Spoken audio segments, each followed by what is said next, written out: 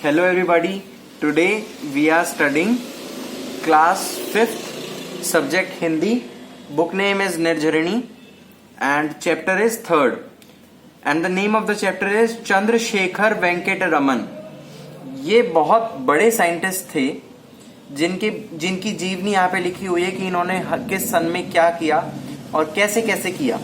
तो ये बहुत बड़ा चैप्टर है और मैं चाहूंगा कि आप एक काम करें। इस चैप्टर की स्टार्टिंग में ही मैं बता देता हूँ, आप एक पेन पेपर लें और एक तरफ लिखें ईयर, YEAR मतलब साल, और उसके आगे लिखें वर्क दूसरे कॉलम में।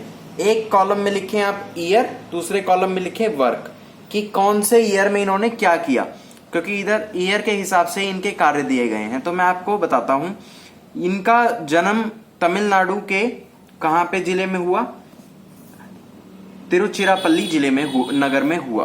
कब? 17 नवंबर 1888। जैसे कि फिर आप ऐसे लिख लें, ईयर में लिखें आप 17 नवंबर 1888 और वर्क में लिखें जन्म। इस टाइप से मैं आपको कहना चाहता हूं कि आप ऐसे ही काम करें। उसके बाद ये पहले तमिलनाडु में इनका जन्म हुआ।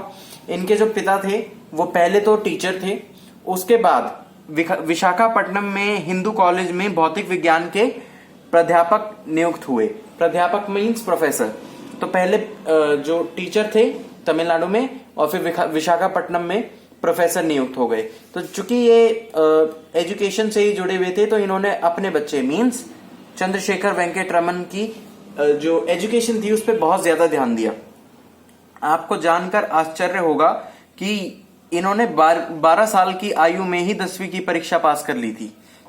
तो आप देख सकते हैं कि इनका जो मेंटल लेवल था वो पहले से ही काफी ज्यादा था।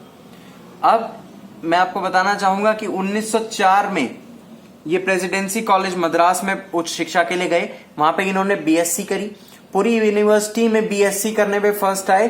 इतना ही नहीं, पूरी यूनिवर्सिटी में एमएससी करने पे फर्स्ट आए। और इनका जो विशेष जो इंटरेस्ट था वो था भौतिकी विज्ञान में, जो कि केमिस्ट्री कहलाई जाती है। केमिस्ट्री में इनका बहुत ज्यादा इंटरेस्ट था। अब क्या हुआ कि इन्हें इतना सब करने के बाद कि एमएससी में फर्स्ट, बीएससी में फर्स्ट, इसके बाद इनका मैथ्स और केमिस्ट्री में इंटरेस्ट बना रहा। बट क्या हुआ कि इनको ये लिखने में भी बहुत ज्यादा बिलीव करते थे। तो इन्होंने अपनी फिलॉसफी कुछ लिखी और उन्हें पोस्ट किया फॉरेन में। फॉरेनर्स को इनकी फिलॉसफी काफी पसंद आई, इनका लेखन काफी अप्रिशिएट किया गया और इन्हें वहां पे बुलाया गया कि आप हमारी यूनिवर्सिटी में आए पढ़ने के लिए। बट क्या हुआ कि इनके स्वास्थ्य ने इसका साथ नहीं दिया और ये फॉरेन नहीं जा पाए, क्योंकि इनकी जो हेल्थ थी वो इतनी अच्छी नहीं थी। तो इन्होंने उस प्रस्ताव को ठुकरा दिया कि वह नहीं जा पाएंगे। फिर इनकी जो एंट्रेंस थी वो एंट्री हुई इनकी वित्त डिपार्टमेंट में, जिसको कहा जाता है कि इकोनॉमिक डिपार्टमेंट में। ये बहुत अलग था इनके जॉनर ऑफ इंटरेस्ट से कि इकोनॉमिक, पर इन्होंने फिर भी डिप्टी अकाउंटेंट जनरल के महत्वपूर्ण पद पर काम किया। कहां पे? कोलकाता में। ये काम करते रहे, अपने ऑफिस जाते थे, ऑफिस से आते थे, पर इनको इतना अच्छा नहीं लग रहा था क्योंकि ये इनका जॉनर ऑफ इंटरेस्ट नहीं था। तो एक दिन आते हुए इन्होंने एक पोस्टर लगा हुआ देखा जो था कि Indian association for the cultivation of science, Indian association for cultivation of science. तो इनके जॉनर से जुड़ी हुई बात थी तो इन्हें काफी इंटरेस्ट लगा। तो उस टाइम की जो अमृतलाल सरकार थी, अमृतलाल सरकार से इन्होंने बात करी और अपने इंटरेस्ट को उनको प्रदर्शित किया कि मैं बहुत ज्यादा इंटरेस्टेड हूं और मैं इंडिया को रिप्रेजेंट करना चाहता हूं इसमें।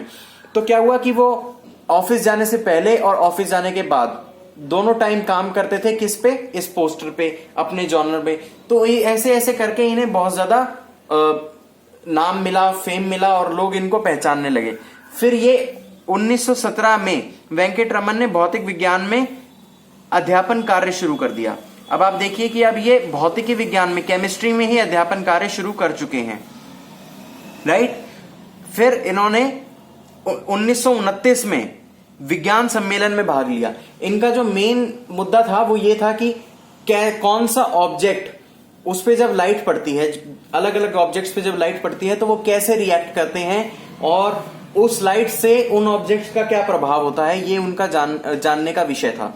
तो इसी विषय को लेके वह विज्ञान सम्मेलन में भाग लिया और वहां पे वह उत्तीर्ण आए। सो इसके बाद क्या हुआ कि सिर्फ भारत में ही नहीं, बहुत अनेक देशों में भी उनकी सराहना हुई और बहुत सारे पुरस्कार उन्हें मिले अलग अलग सन में। उनमें से नोबेल प्राइज एक है, लैंगिंग प्रस्ताव एक है जो कि उन्हें रशिया से मिला। सो ऐसे बहुत सारे हैं प्रस्ताव। आपके पास बुक होगी, उसमें आप सन और पुरस्कार दोनों कॉलम बना के लिखें। This is the homework. अब क्या हुआ कि उन्हें इतना सब करने के बाद, जैसे यहाँ पे मैट्यूसी पदक भी लिखा गया है और उसके आगे सन लिखा गया है, ऐसे आप देख देख के लिखें।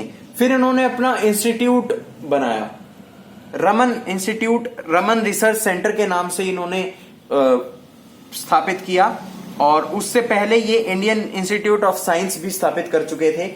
और इसके बाद क्या हुआ कि इन्हें प्रोफेसर, प्रथम राष्ट्रीय प्रोफेसर की पद्धति मिली, नेशनल प्रोफेसर। ये पहले नेशनल प्रोफेसर के नाम से जाने गए क्योंकि इन्होंने इतना सारा कार्य किया साइंस में कि इन्हें इस टाइप की पद्धति मिली जो कि आज तक किसी को नहीं मिली थी। अब 1951 में अमेरिका की फिलाडेल्फिया यूनिवर्सिटी द्वारा रमन को फ्रैंकलिन पदक दिया गया।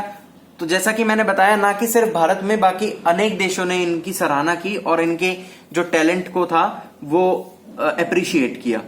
सो अब एंड में क्या हुआ कि ये राष्ट्रीय प्रोफेसर घोषित करे गए और 1970 में 1970 में इनका निधन हो गया। और इन्होंने अपनी लाइफ बहुत अच्छे से जी और ये जो भी साइंस से रिलेटेड स्ट्रीम में जो भी कर सकते थे इन्होंने किया।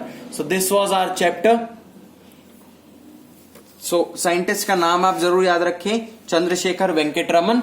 This was really good chapter और इसके अंदर काफी चीजें सीखने की हैं। So thank you so much and have a nice day.